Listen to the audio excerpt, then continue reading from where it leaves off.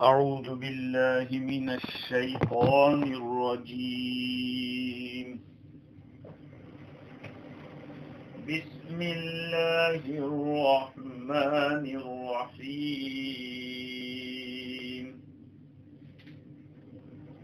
وكتبنا عليهم فيها أن النفس بالنفس والعين بالعين والأنف بالأنف والأذن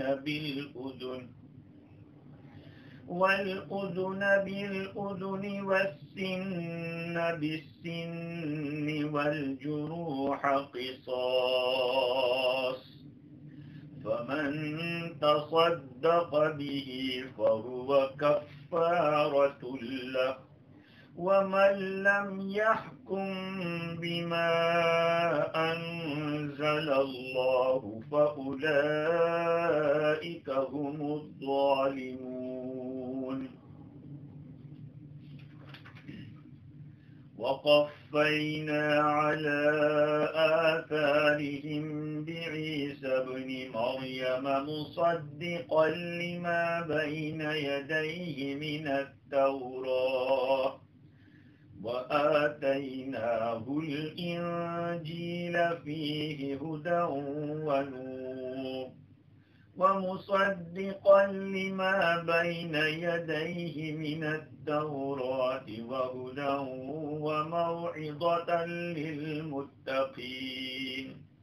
وليحكم أهل الإنجيل بما أنزل الله فيه، ومن لم يحكم بما أنزل الله فأولئك هم الفاسقون. صدق الله العظیم. معزز سامعین، بزرگوں، پیارے بھائیوں اور سننے والی خواتین، کل گزشتہ یہ بات عرض کی جا رہی تھی کہ اللہ رب العزت نے تورات کو موسیٰ علیہ السلام پر نازل کیا، جس کے اوپر موسیٰ علیہ السلام کے بعد بنی اسرائیل میں جتنے انبیاء تشریف لاتے رہے وہ اس کے ذریعے فیصلہ کرتے رہے، اور ان پر ضروری تھا اس کتاب پر ایمان رکھنا بھی اور اس کے ذریعے فیصلہ کرنا بھی۔ اللہ تعالیٰ نے اس تورات کے اندر ایک خاص حکم جو بیان کیا تھا اس کو قرآن مجید کے اندر بھی بیان کیا ہے۔ آپ کو معلوم ہے کہ کچھ دن پہلے یہ مسئلہ میں نے پیش کیا تھا کہ انصاف ضروری ہے۔ بنو نذیر اور بنو قریظہ کے اندر حضور اکرم صلی اللہ علیہ وسلم کی مدینہ میں تشریف آوری سے پہلے بے انصافی کے ساتھ فیصلے ہوتے تھے۔ بنو قریظہ کمزور تھے، بنو نذیر مضبوط تھے، تو سارا فیور کیا جاتا تھا فیصلے میں بنو نذیر کا، اور وہ دب کر اس کو قبول کر لیتے تھے، حالانکہ تورات کے اندر صاف ستھرا حکم موجود تھا۔ حضور اکرم صلی اللہ علیہ وسلم نے ان لوگوں کے درمیان فیصلہ کیا تھا۔ اللہ تعالیٰ نے اس آیت کریمہ کے اندر ان کا جو حکم تھا اس کو بیان کیا ہے۔ ان کی شریعت میں یا تو بدلہ لیا جاتا یا معاف کر دیا جاتا تھا، دیت نام کی چیز ان میں نہیں تھی کہ کچھ بدلہ مال لے کر چھوڑ دیا جاوے۔ اللہ تعالیٰ نے اس آیت کریمہ کے اندر وضاحت کے ساتھ بیان کیا ہے کہ اگر کوئی کسی کو جسمانی نقصان پہنچاتا ہے، باڈی کے کسی پارٹ کو توڑ دیتا ہے یا معطل کر دیتا ہے یا زخمی کر دیتا ہے، اس کا کیا حکم ہے؟ ملا جیون رحمت اللہ علیہ نے التفسیرات الاحمدیہ کے اندر لکھا ہے کہ هذه الآیت جامعۃ لبیان قصاص النفس وما دونها، یہ آیت کریمہ جامع ہے قصاص کے احکام کو بیان کرنے کے لیے، اب وہ قصاص چاہے جان کا ہو یا اس سے کم چیز کا ہو، ایسے انگلی توڑ دی ہے، آنکھ پھوڑ دی ہے، جان سے کم درجے کی چیز کا بھی نقصان کیا ہے، اس کو بھی اس نے بیان کیا ہے۔ سورہ بقرہ کے اندر صرف جان کا ذکر تھا، یا ایھا الذین آمنوا کتب علیکم القصاص فی القتلی الحر بالحر والعبد بالعبد والانثى بالانثى، اے ایمان والو تمہارے اوپر قصاص فرض کیا گیا ہے، آزاد کو آزاد کے بدلے میں، غلام کو غلام کے بدلے میں، اور عورت کو عورت کے بدلے میں۔ یہ ہے وہاں دوسرے سپارے کے اندر سورہ بقرہ میں جان ہی کا تذکرہ تھا، اس آیت کریمہ میں ساری چیزوں کو بیان کیا ہے۔ اس آیت میں موسیٰ علیہ السلام کی شریعت کو بیان کیا ہے کہ ان کی شریعت میں کیا تھا، اس کی خبر دی گئی ہے۔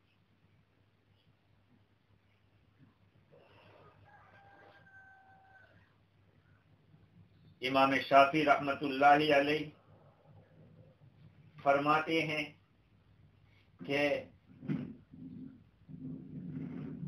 یہ خبر دی گئی ہے کہ بنی اسرائیل میں کیا حکم تھا، ہمارے یہاں یہ حکم ہے یا نہیں ہے؟ امام شافعی رحمت اللہ علیہ اس کے بارے میں فرماتے ہیں کہ خاموش ہے، اس لیے امام شافعی رحمت اللہ علیہ کے یہاں یہ حکم نہیں ہے، کچھ فرق ہے۔ ان کا کہنا یہ ہے کہ اگلوں کی شریعت یہ ہمارے لیے شریعت ہونا ضروری نہیں ہے۔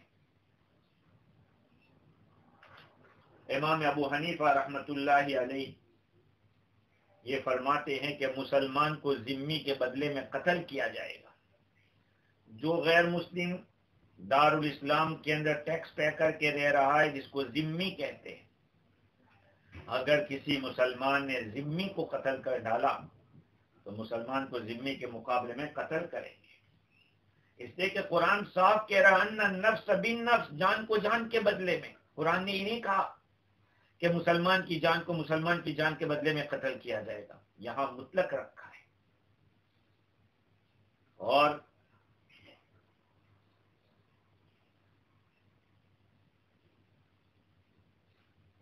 امام ابو حنیفہ رحمت اللہ علیہ نے اسی آیت کریمہ سے استدلال کیا ہے۔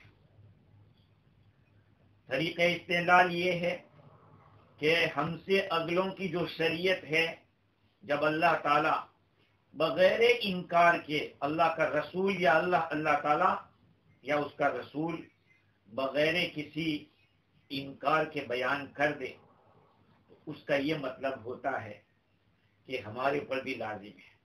ہم کو چھوڑنے کا حکم نہیں دیا اور یہ نہیں فرمایا کہ یہ اگلوں انہی کا حکم ہے، تمہارے لیے یہ حکم نہیں ہے۔ اگلی شریعت کو، اگلوں کی شریعت کو بیان کر کے سکوت اختیار کر لیا، لہذا ہمارے اوپر وہ جو احکام ہے وہ لازم ہوں گے۔ تفسیرات احمدیہ کے لکھنے والے لکھتے ہیں کہ امام ابو حنیفہ رحمت اللہ علیہ کے نزدیک وہ آیت کریمہ جس کے اندر آزاد کو آزاد کے بدلے میں، غلام کو غلام کے بدلے میں قتل کیا جائے گا، کہ اس آیت نے اس کو منسوخ کر دیا ہے۔ غلام کے بدلے میں آزاد کو قتل کیا جائے یا نہیں، ذمہ کافر کے بدلے میں مسلمان کو قتل کیا جائے یا نہیں، امام ابو حنیفہ رحمۃ اللہ علیہ کے ہاں تو قتل کیا جائے گا، لیکن جمہور علماء فرماتے کہ نہیں، قتل نہیں کیا جائے گا، اس کو دیت دینی پڑے گی، مال دینا پڑے گا۔ امام صاحب اسی آیت سے دلیل کو پکڑتے ہیں، اور بعض لوگوں نے تو مرد کو عورت کے مقابلے میں قتل کرنے سے بھی منع کیا ہے، لیکن امام صاحب تو فرماتے کہ نہیں، کسی مرد نے کسی عورت کو قتل کیا ہے تو اس مرد کو بھی قتل کیا جائے گا، کیونکہ روایت ہے حضرت علی رضی اللہ تعالیٰ عنہ کی روایت، امام ابو داؤد، امام ترمذی اور امام نسائی نے بیان کی، جس کو مفسر قرطبی نے نقل کیا۔ حضرت علی رضی اللہ تعالیٰ عنہ سے کسی نے پوچھا، حل خصک رسول اللہ صلی اللہ علیہ وسلم بشیء، کیا اللہ کے رسول صلی اللہ علیہ وسلم نے آپ کو کسی چیز سے خاص کیا تھا، کوئی خاص بیان کی ہو، کوئی چیز آپ کو اللہ کے نبی نے خاص دی ہو؟ آپ نے فرمایا کہ نہیں، الا ما فی ھذا، مگر یہ کاغذ میں جو چیز لکھی ہوئی ہے وہ ایک خاص چیز ہے، اور آپ نے اپنی جو تلوار تھی، اس تلوار کے رکھنے کی جو جگہ تھی جس کو قراب کہا ہے، اس قراب میں سے میان جس کو کہتے ہیں اردو میں، اس میان میں سے وہ کاغذ نکالا، اور کاغذ نکال کر پڑھا جس میں یہ تھا، المؤمنون تتکافؤ دماؤہم وہم یدن علی من سواہم، ایمان والے کہ ان کا خون برابر ہے۔ اب ایمان والے مرد ہو یا عورتیں ہو، سب برابر ہیں، کوئی فرق نہیں ہے، دوسروں کے مقابلے میں وہ ایک ہاتھ ہے۔ تو امام ابو حنیفہ رحمۃ اللہ علیہ اسی حدیث سے استدلال پکڑتے ہیں، دلیل کرتے ہیں۔ امام شافعی رحمۃ اللہ علیہ فرماتے ہیں کہ اس مسئلے کے اندر امام ابو حنیفہ کے خلاف اجماع ہے، لیکن امام ابو حنیفہ رحمۃ اللہ علیہ کی بات کے اندر دم ہے، کیونکہ آیت قرآن بتلا رہی ہے کہ بھئی جان کو جان کے بدلے میں قتل کیا جائے گا، لہذا اس کو چینج کوئی نہیں کر سکتا۔ ہاں کوئی ایسی خاص حدیث لائی جائے جس سے اس میں کوئی فرق پڑتا ہو۔ حدیث شریف ہے، حضرت انس بن نضر رضی اللہ تعالی عنہ کی پھوپھی، انہوں نے ایک لونڈی کو کچھ مارا جس سے دانت ٹوٹ گئے۔ لونڈی ہوگی ان کی یا کسی کی ہوگی، کچھ مار دیا اس طرح منہ کے اندر کہ اس لونڈی کے دانت ٹوٹ گئے۔ لوگوں نے اس سے معافی مانگی کہ تو معاف کر دے، اس نے کہا کہ نہیں، میں معاف نہیں کرتی، اس نے معاف کرنے سے انکار کر دیا، اور آقا صلی اللہ علیہ وسلم کی خدمت کے اندر آ گئی۔ امام قرطبی نے روایت کے اندر دو قسم کی روایتیں بیان کی، جس میں حضرت انس رضی اللہ تعالیٰ عنہ روایت کرتے ہیں کہ ربیہ کی جو بہن تھی ام حارثہ، انہوں نے کسی انسان کو زخم کر دیا، اور یہ حضور اکرم صلی اللہ علیہ وسلم کے پاس گئے۔ آپ صلی اللہ علیہ وسلم نے فرمایا، القصاص القصاص، بدلہ لیا جائے گا، بدلہ لیا جائے گا۔ تو یہ جو ربیہ کی ماں ہے، انہوں نے عرض کیا، یا رسول اللہ ایقتص من فلانا واللہ لا یقتص منها، کہ اللہ کے رسول کیا فلانی سے بدلہ لیا جائے گا؟ خدا کی قسم نہیں بدلہ لیا جائے گا۔ حضور اکرم صلی اللہ علیہ وسلم نے فرمایا کہ سبحان اللہ یا ام ربیع، القصاص کتاب اللہ، ارے اللہ کی ذات پاک ہے، کیا کہتی ہے اے ام ربیہ؟ قصاص تو اللہ کا حکم ہے، اللہ کی کتاب کے اندر تذکرہ ہے۔ قالت لا واللہ لا یقتص منها ابدا، خدا کی قسم اس کا حق نہیں کاٹا، وہ اس سے بدلہ نہیں لیا جائے گا۔ یہ بار بار کہتی رہی، یہاں تک کہ وہ عورت جس باندی کو مارا تھا وہ تیار ہو گئی دیت لینے کے لیے، اس نے قبول کر لیا کہ ٹھیک ہے۔ اللہ کے رسول صلی اللہ علیہ وسلم نے ارشاد فرمایا ان من عباد اللہ من لو اقسم علی اللہ لابرہ، کہ اللہ کی قسم یقیناً اللہ کے بعض بندے ایسے ہوتے ہیں کہ وہ اللہ کی قسم کھا لیتے ہیں، اللہ ان کی قسم کو پوری کر دیتا ہے۔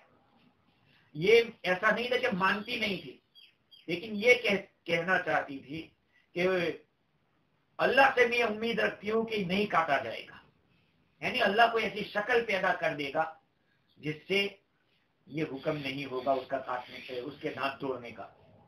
اچھا، اس حدیث کے اندر جس کو زخم لگا ہے وہ ایک باندی ہے اور اس کے اگلا دانت توڑ دیا تھا، اور نسائی کی جو روایت ہے اس کے اندر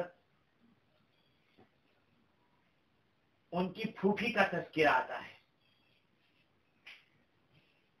ان امتہ کسرت ثنیۃ جاریۃ، ایک بانی کے اگلے دانت کو ان کی پھوپھی نے توڑ دیا تھا۔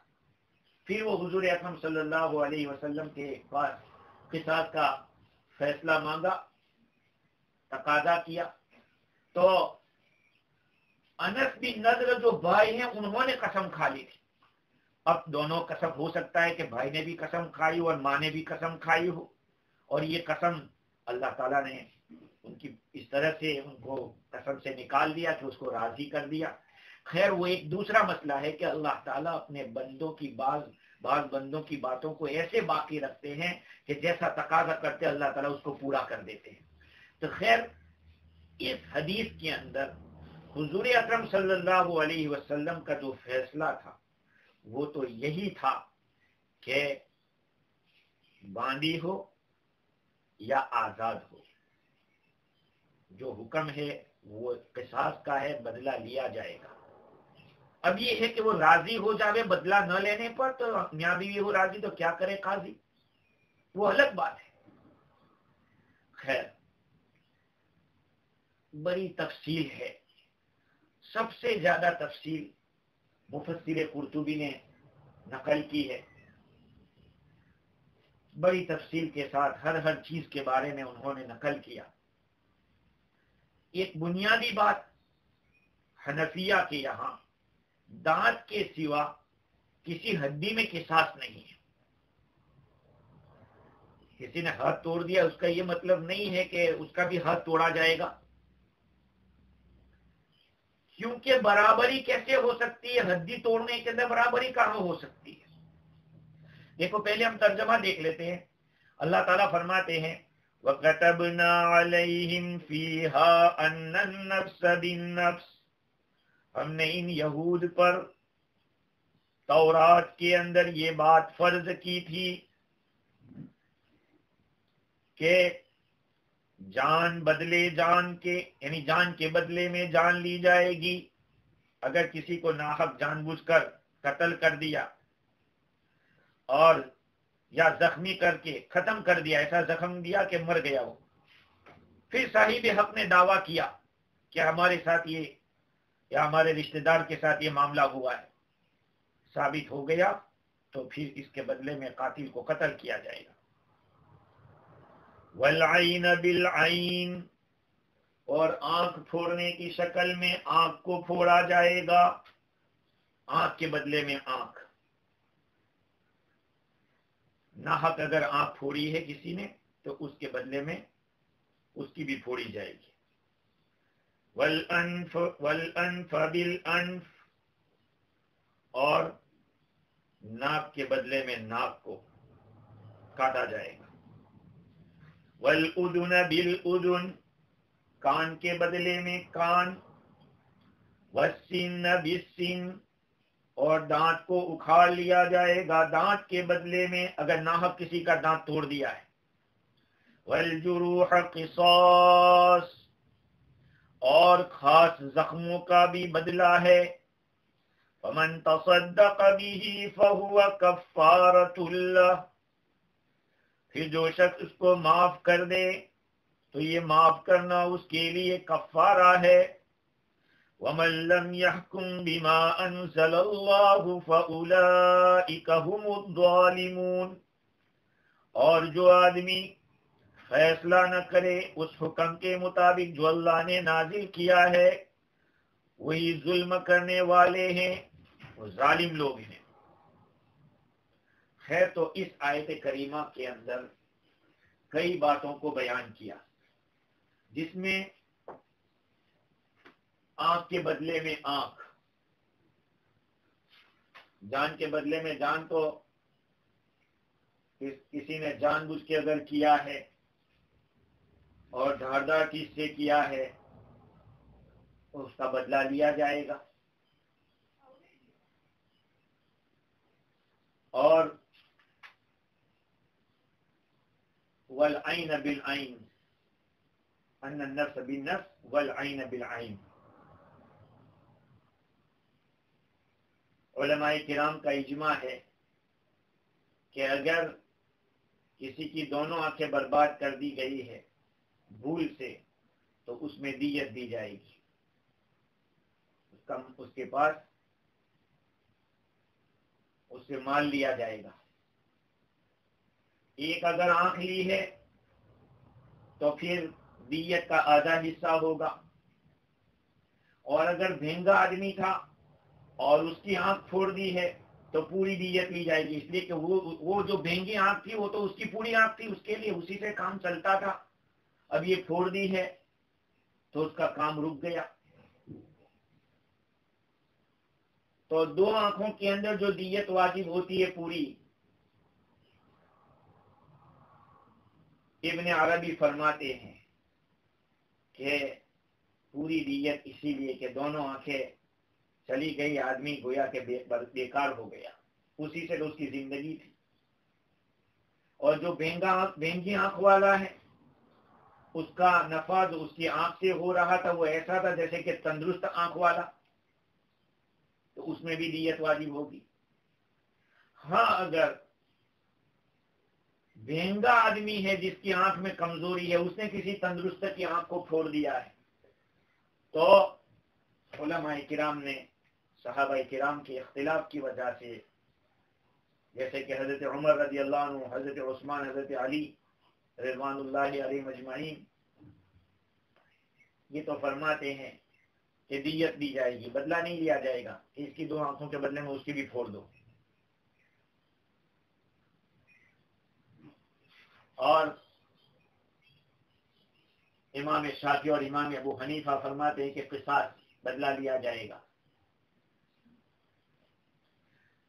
اسی طرح سے ناک کے بارے میں بھی دیت واجب ہوتی ہے۔ حنفیہ نے تو سوائے دانت کی اور کسی ہڈی میں قصاص نہیں لکھا۔ والاذن بالاذن، اگر کان کاٹ لیے ہیں کسی آدمی کے، دونوں کان کاٹ لیے تو کیا اس کے بھی کاٹے جائیں گے؟ بھائی حکومت کے پاس فیصلہ کرایا جائے گا،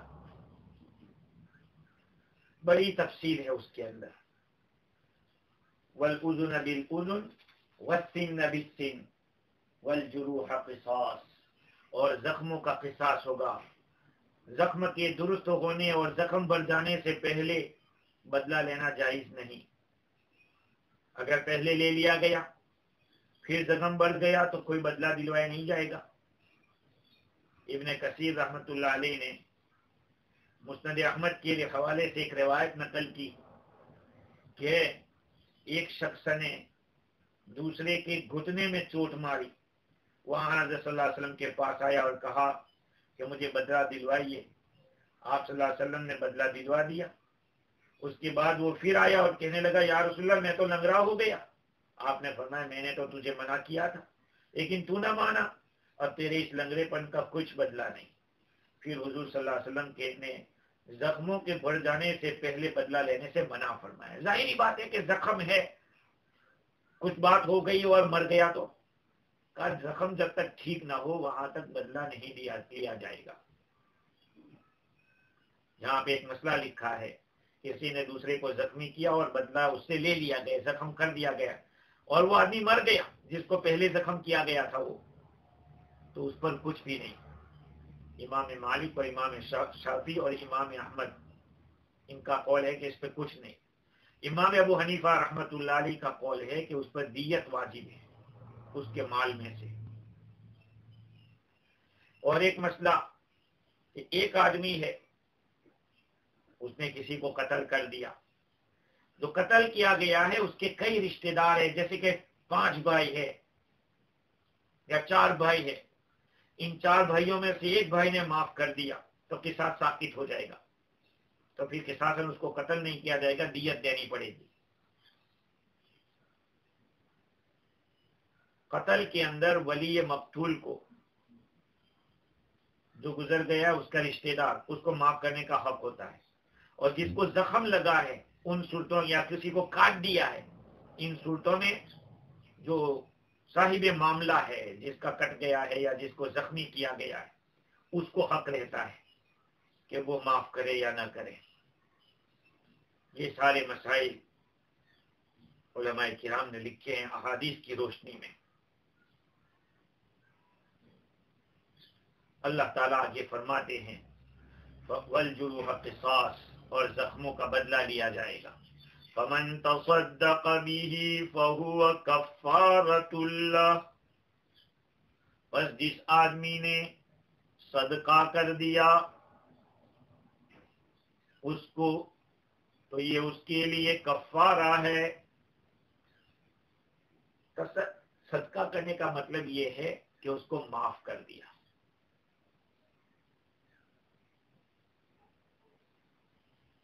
حدیث شریف کے اندر حضرت عبداللہ ابن عمر رضی اللہ تعالیٰ عنہ فرماتے ہیں کہ حضور اکرم صلی اللہ علیہ وسلم نے آیت کریمہ پڑھی، پھر فرمایا هو الرجل يكسر سنه يبصر سنه او يجرح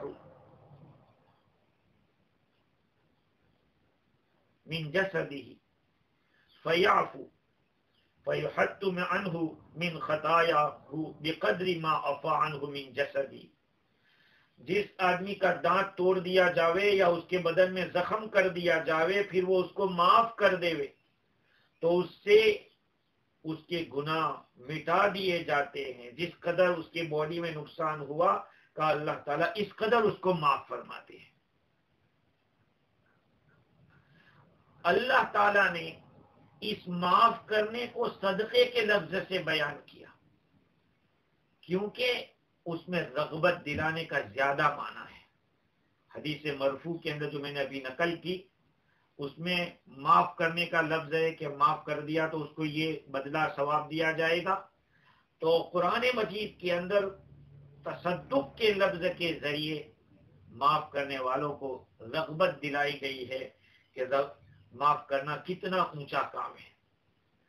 حضرت معاویہ رضی اللہ تعالیٰ عنہ کا زمانہ تھا، ایک قریشی نے ایک انصاری کو دھکا دیا، جس سے اس انصاری کے اگلے دانت ٹوٹ گئے۔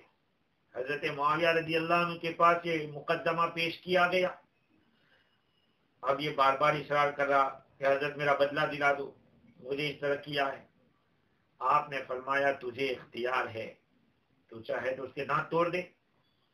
حضرت ابو الدرداء رضی اللہ تعالیٰ عنہ وہاں پر تشریف فرما تھے، یہ فرمانے لگے کہ میں نے رسول اللہ صلی اللہ علیہ وسلم سے سنا ہے کہ جس مسلمان کے جسم میں کوئی ایذا پہنچائی جاوے اور وہ صبر کرے، بدلہ نہ لے، اللہ تعالیٰ اس کے درجے بڑھاتا ہے، اس کی خطائیں معاف فرماتے ہیں۔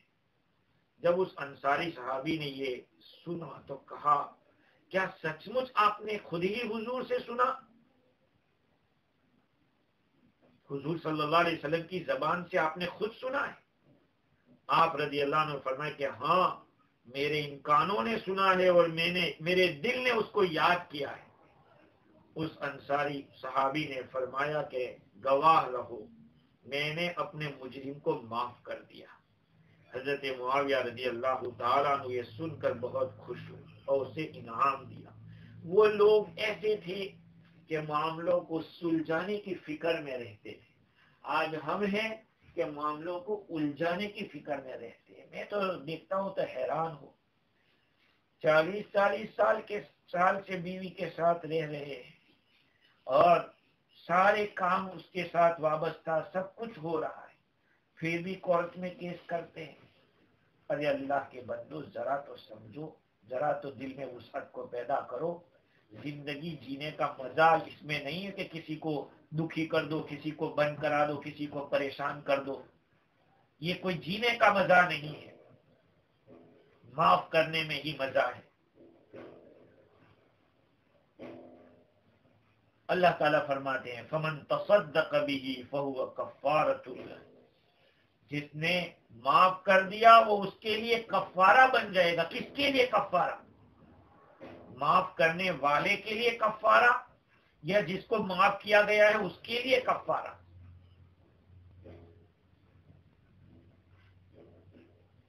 تو اگر پہلی صورت ہے معاف کرنے والے کے لیے کفارہ ہے تو مطلب یہ ہوگا کہ جس کو زخم کیا گیا یا قتل کیا گیا تو مقتول کے ولی نے جب معاف کر دیا تو یہ مقتول کے ولی کے لیے کفارہ بن جائے گا. حضور اکرم صلی اللہ علیہ وسلم نے کیا ارشاد فرمایا کہ اَيَعْجِزُ أَحَدُكُمْ أَن يَكُونَ كَأَبِي ضَمْضَمَ. تم میں سے کیا کوئی آدمی عاجز ہے اس بات سے کہ ابو زمزم کی طرح ہو جاوے؟ كَانَ إِذَا خَرَجَ مِن بَيْتِهِ تَصَدَّقَ بِعِرْضِهِ عَلَى النَّاسِ. جب وہ اپنے گھر سے نکلتے تھے تو اپنی عزت کو لوگوں کے لیے صدقہ کر دیتے تھے کہ کوئی مجھے گالی دے گا میں کوئی جواب نہیں دوں گا. حضرت عبادہ بن صامت رضی اللہ عنہ روایت کرتے ہیں رسول اکرم صلی اللہ علیہ وسلم نے ارشاد فرمایا من تصدق من جسده بشيء كفر الله تعالی بقدره من ذنوبه. جو آدمی اپنی باڈی میں سے کسی چیز کا صدقہ کر دے، ہاں یاد رکھنا صدقہ اسی کے معنی میں معاف کرنے کے معنی میں، ورنہ باڈی کا پارٹ وہ ہمارے باپ کی پراپرٹی نہیں ہے، وہ اللہ کی امانت ہے. اس لیے ہم اس کو کسی کو مالک نہیں بنا سکتے. ایک آنکھ آپ نے کسی کو دے دی تو آپ کی پراپرٹی تھے، آپ نے دے دی. یا کڈنی اگر آپ نے ایک دے دی تو آپ اس کے مالک تھے. یہ تو اللہ کی دین ہے، اللہ کی ملکیت ہے، ہم کو استعمال کے لیے دیا ہے اس نے. یہ مسئلہ پہلے آ چکا ہے بلڈ کے مسئلے میں. تو اللہ تعالیٰ جو بندہ اپنی باڈی کے کسی حصے کا صدقہ کر دے، یعنی اس کے ساتھ کوئی تکلیف ہوئی کسی نے پہنچائے اور معاف کر دیا، تو یہ اس کے گناہوں کے اس کے لیے کفارہ بن جائے گا. اور دوسری صورت یہ ہے کہ جس کو معاف کیا گیا ہے اس کے لیے کفارہ ہے، یعنی قاتل ہے تو قاتل کے لیے کفارہ، زخم کرنے والا ہے تو اس کے لیے کفارہ. مطلب یہ ہوگا اس صورت میں کہ اگر معاف کر دیا مقتول کے رشتہ دار نے یا مجروح نے تو یہ اس زخم کرنے والے یا قتل کرنے والے کے لیے کفارہ بن جائے گا. اللہ کے یہاں اس کی پکڑ نہیں ہوگی اس مسئلے پر، جو اس نے اس کو ستایا ہے اس پر اس کی پکڑ نہیں ہوگی. آگے اللہ تعالیٰ فرماتے ہیں وَمَن لَّمْ يَحْكُم بِمَا أَنزَلَ اللَّهُ فَأُولَٰئِكَ هُمُ الظَّالِمُونَ. جو آدمی فیصلہ نہ کرے اس کے موافق جو اللہ تعالیٰ نے نازل کیا ہے تو وہ ظالم ہے. دیکھو میرے عزیزو، دو آدمیوں کے درمیان انصاف کے ساتھ فیصلہ کرنا ضروری ہے. اگر انصاف کے ساتھ فیصلہ نہیں کریں گے تو اوپر تو ایک جگہ کافر بتایا کہ فَأُولَٰئِكَ هُمُ الْكَافِرُونَ، یہاں پہ ظالمون بتلایا، اور آگے چل کے جو آیت آ رہی ہے اس آیت کے اندر فاسقون بتلایا. فیصلہ کرنا بہت ہی ذمہ داری کا کام ہے. ہاں، اسی لیے امام عالی مقام ابو حنیفہ رحمت اللہ علیہ نے قضا کو قبول نہیں فرمایا. آپ کو قاضی بنایا جا رہا تھا، آپ نے فرمایا کہ میں اس کے لائق نہیں ہوں. تو کہا آپ جھوٹ بولتے ہو. کہا کہ جھوٹ بولتا ہوں تب تو جھوٹے آدمی کو تو اور فیصل نہیں بنانا چاہیے، قاضی نہیں بنانا چاہیے. جب آپ جھوٹ کہہ رہے کہ میں جھوٹ بولتا ہوں تو جھوٹے آدمی کو قضا کیسے سونپا جائے گا؟ آپ نے مار کھائی قضا قبول نہ کرنے پر، لیکن جسٹس بننا آپ نے پسند نہیں کیا، کیونکہ وہ ذمہ داری کا کام ہے. کتنوں کے گلے دبا کے آدمی چلتا ہے. اللہ معاف کرے. جس وقت وہ شپث لیتے ہیں اور جس وقت وہ اپنی ذمہ داری کو قبول کرتے ہیں، اس وقت کتنی کڑی کڑی قسمیں اور کیا کیا معاہدے کرتے ہیں. لیکن یہ سمجھ کر کے پوری زندگی کی جو کسر نکالنے کے یہ موقع ہے، جتنا منی اگر جمع کر سکتے ہو کر لو، یہ موقع پھر دوبارہ نہیں آئے گا. لیکن میرے عزیزو، اس قضا کے اوپر ایک اور بھی قضا ہے، جہاں دودھ کا دودھ اور پانی کا پانی سامنے آ جائے گا. اسی لیے احادیث شریفہ میں آتا ہے کہ یؤتی بالقاضی العدل یوم القیامہ فیلقى من شدت العذاب ما يتمنى انه لم يفصل بین احد فی تمرتین. قیامت کے دن انصاف کرنے والے قاضی کو لایا جائے گا. اس وقت جو سختیاں دیکھے گا تو یہ تمنا کرے گا کہ کاش میں کسی کے درمیان دو چھوارے کے بارے میں بھی فیصلہ نہ کرتا، کھجور کے دو عدد کا کوئی معاملہ کا اس میں بھی میں فیصلہ نہ کرتا تو اچھا تھا.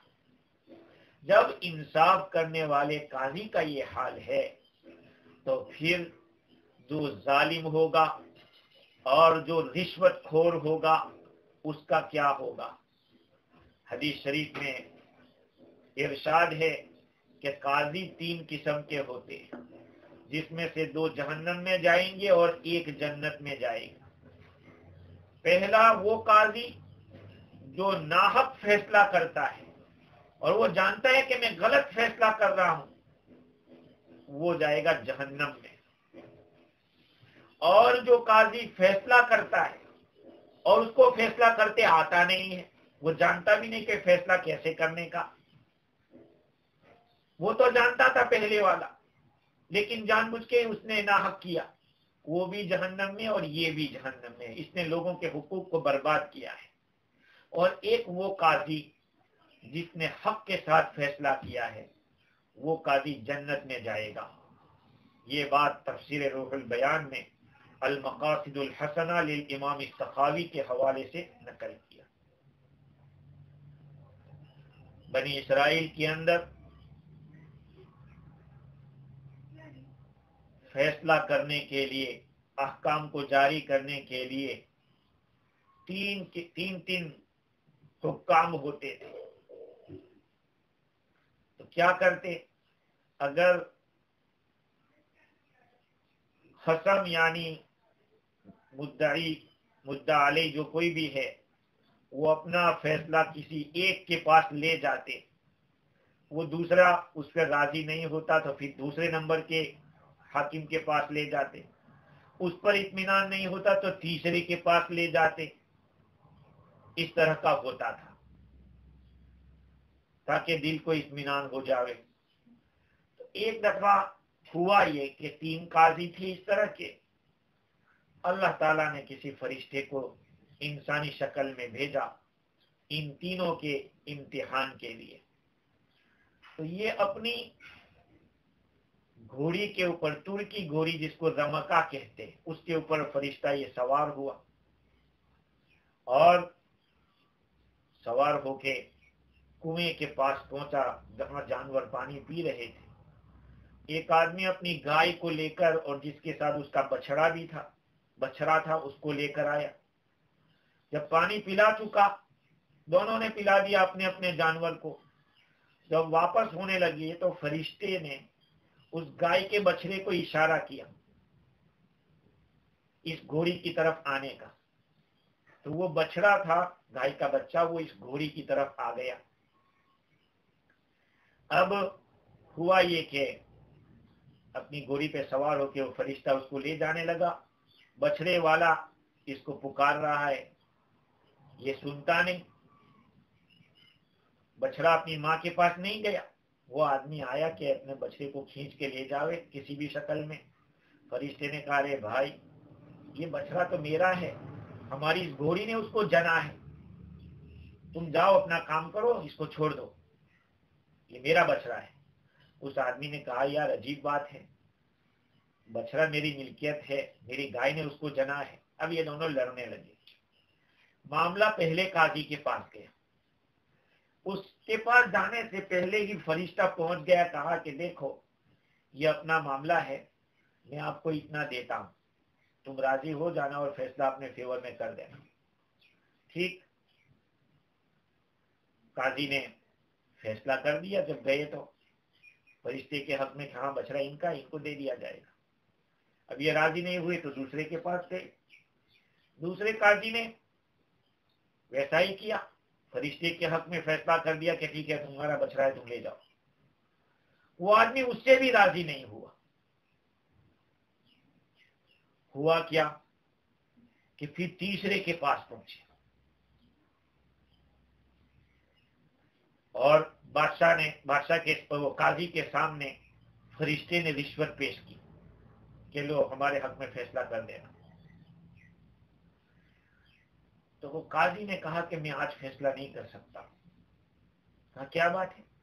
کہ آج مجھے حیض آیا ہے، حیض منتری کا جو خون عورت کو آتا ہے، تو قاضی صاحب نے یہ کہا کہ آج مجھے حیض آیا ہے، اس لیے میں آج فیصلہ نہیں کر سکتا۔ تو فرشتہ کہتا ہے کیا بات کرتے ہو، کیا کوئی مرد کو بھی حیض آتا ہے؟ ارے حیض آنا تو عورت کی خاصیت میں سے ہے، منتری تو عورت کو آتا ہے۔ قاضی نے اس کو فرشتے سے کہا کہ تم میری اس بات سے تعجب کرتے ہو کہ میں مرد ہوں اور مجھے حیض آیا، اس سے تو تم کو تعجب ہوتا ہے، لیکن تمہیں اپنی بات پہ تعجب نہیں ہوتا۔ جیسے مرد کو حیض نہیں آ سکتا تو کیا گھوڑی کہیں بچڑا جمتی ہے؟ ایسا ہو سکتا ہے؟ فرشتے نے اس وقت کہا کہ قاضیان فی النار و قاضی فی الجنہ، دو قاضی جہنم میں جائیں گے اور ایک قاضی جنت میں جائے گا۔ تو دیکھیے بہت بڑی ذمہ داری کا کام ہے۔ اللہ رب العزت نے جہاں اس کی فضیلت بتلائی ہے وہیں پر اس کی ذمہ داری کو بھی بتلایا ہے۔ تو اللہ تعالیٰ فرماتے ہیں وَمَن لَّمْ يَحْكُم بِمَا أَنزَلَ اللَّهُ فَأُولَٰئِكَ هُمُ الظَّالِمُونَ، یہی لوگ ظالم ہیں جو لوگ فیصلہ نہیں کرتے اس حکم کے مطابق جو اللہ تعالیٰ نے نازل کیا ہے، وہ لوگ ظالم ہیں۔ آگے کی جو آیت ہے اس کے اندر اللہ رب العزت نے نصارہ کے بارے میں بیان کیا ہے، جیسے کہ میں نے یہ رکوع جب شروع ہوا تھا اس وقت میں نے عرض کیا تھا کہ پہلے اہل کتاب یہودیوں کا تذکرہ ہے، اس کے بعد نصارہ کا تذکرہ ہے۔ تو اس آیت کریمہ کے اندر اللہ تعالیٰ فرماتے ہیں وَقَفَّيْنَا عَلَىٰ آثَارِهِمْ بِعِيسَى ابْنِ مَرْيَمَ، اور ہم نے ان نبیوں کے پیچھے، اوپر جو گزرا نے کہ تورات کے ذریعے فیصلہ کرتے تھے وہ انبیاء کرام کا، ان نبیوں کے پیچھے عیسیٰ بن مریم علیہ السلام کو بھیجا، نبی بنا کر ہم نے ان کو بھیجا، مصدقا لما بین یدیہ من التوراۃ، اس حال میں نبی بنا کر بھیجا کہ وہ اپنے سے پہلی کتاب یعنی تورات کی تصدیق فرماتے تھے۔ سارے نبی کی یہ ذمہ داری تھی کہ ہر نبی دوسرے نبی کی تصدیق کرے، ہاں تمام کتب الہیہ کی تصدیق کرے۔ تو حضرت عیسیٰ علیہ السلام نے بھی جن پر انجیل نازل ہوئی تھی انہوں نے بھی تورات کی تصدیق کی تھی. وَآتَيْنَاهُ الْإِنْجِيلَ فِيهِ هُدًى وَنُورٌ، اور ہم نے ان کو انجیل عطا کی جس میں ہدایت تھی اور روشنی تھی. اوپر جیسے تورات کے بارے میں آیا اِنَّا أَنزَلْنَا التَّوْرَاةَ فِيهَا هُدًى وَنُورٌ، یہاں بھی انجیل کے اندر ہدایت تھی، عقائد صحیحہ کا تذکرہ تھا، اور نور روشنی احکام عملیہ کی وضاحت تھی اس کے اندر. وَمُصَدِّقًا لِمَا بَيْنَ يَدَيْهِ مِنَ التَّوْرَاةِ وَهُدًى وَمَوْعِظَةً لِلْمُتَّقِينَ، اور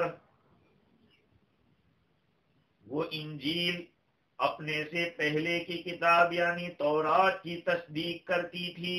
وَآتَيْنَاهُ الْإِنْجِيلَ، انجیل ہم نے ان کو دی جس میں ہدایت بھی تھی اور روشنی بھی تھی، اور انجیل اپنے سے پہلی کتاب تورات اس کی تصدیق کرنے والی تھی.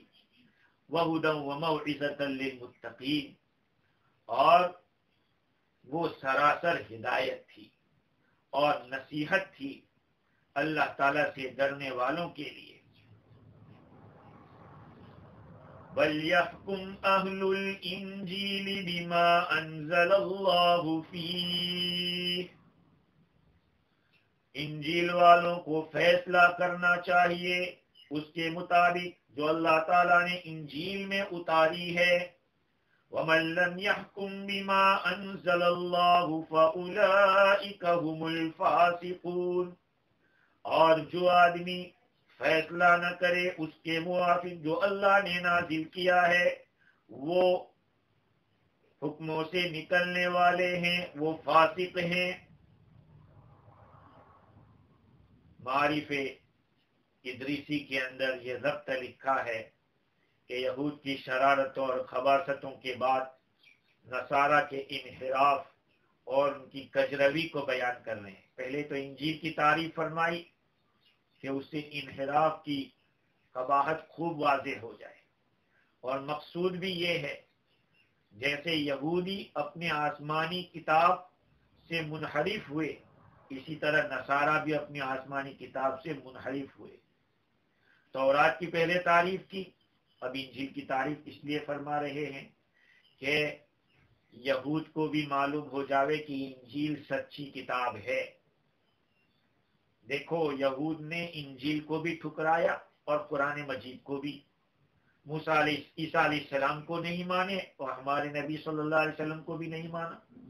کرسچنوں نے ہمارے نبی اور آپ پر نازل کی ہوئی کتاب قرآن مجید کو نہیں مانا. اللہ تعالیٰ نے اس مقام کے اوپر 5 صفات بیان کی ہیں. اس میں فیہ ہدی ونور ومصدقا لما بین یدیہ من التوراۃ وہدی وموعظۃ للمتقین. تو یہ 5 صفات اللہ تعالیٰ نے بتلائی. پہلے ہدا فرمایا کہ اس میں ہدایت ہے. کیا مطلب ہدا کا؟ کہ وہ ایسے دلائل پر مشتمل ہے جس کے اندر توحید ہے، تنزیہ ہے، اللہ تعالیٰ کا نقائص سے پاک ہونا، جوڑوں سے یعنی بیوی بچے سے پاک ہونا، اللہ تعالیٰ کا کوئی ہمسر نہیں ہے، اللہ تعالیٰ کا کوئی مقابل نہیں ہے، یہ سارے احکام. اور نبوت کے احکام، انبیاء کرام حق تھے، ان کی کتابیں حق تھی، اور آخرت کے بارے میں کہا. یہ ساری چیزیں پہلی ہدایت کا جو لفظ آیا فیہ ہدا اس میں آ گیا. اور دوسرے نمبر پہ وہ نور، اور یہ نور ہے.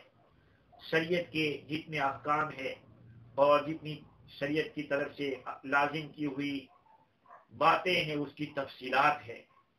یہ دوسری صفت ہوئی. تیسری صفت مصدقا لما بین یدیہ من التوراۃ. جو پہلے مصدق لما تھا وہ تو حضرت عیسیٰ علیہ السلام کی تاریخ یہ تھی، وضاحت تھی. تو یہ دوسری دفعہ جو مصدق کا آیا وہ انجیل کے بارے میں ہے. تصدیق کرتی تھی حضور اکرم صلی اللہ علیہ وسلم کی نبوت کی خوشخبری سنانا، آپ کی تشریف آوری کی بات کرنا، اور چوتھی صفت یہ ہے کہ وہ ہدا، یہ انجیل ہدایت ہے، دوسری دفعہ فرمایا، کیونکہ ہدایت کے اندر جیسے عرض کیا کہ عقائد آتے ہیں، ان عقائد میں سب سے بڑا عقیدہ خاتم النبیین والمرسلین صلی اللہ علیہ وسلم کی تشریف آوری کی خوشخبری سنانا، جو لوگوں کی ہدایت کا ذریعہ بنے گا، اس کو مستقل اللہ تعالیٰ نے خاص طور پر بیان کیا.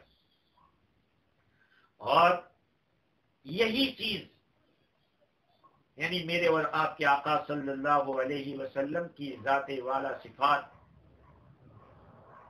ان کے ماننے نہ ماننے ہی سے بہت بڑا اختلاف ہوا ہے یہود و نصارہ کے ساتھ.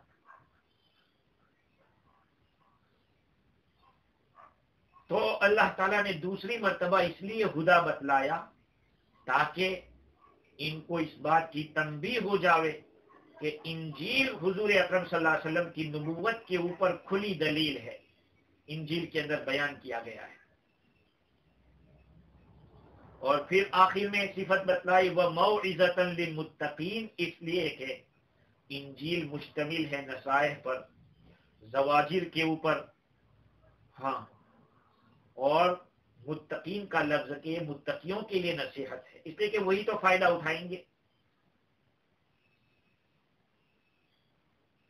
خیر، آگے کی آیت میں اللہ تعالیٰ نے نصارہ کو حکم دیا کہ بھئی فیصلہ کرو تو اسی کے مطابق کرو جو آپ کی انجیل کے اندر موجود ہے.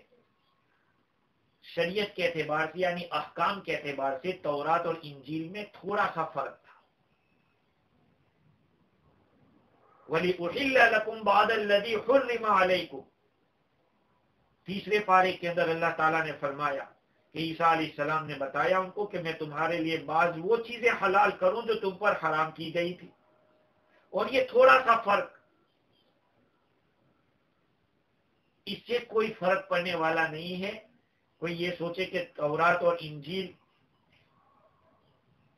جب انجیل تصدیق کرتی ہے اور سچ بتاتی ہے تورات کے احکام کو، تو پھر یہ تھوڑا سا فرق کیوں ہے؟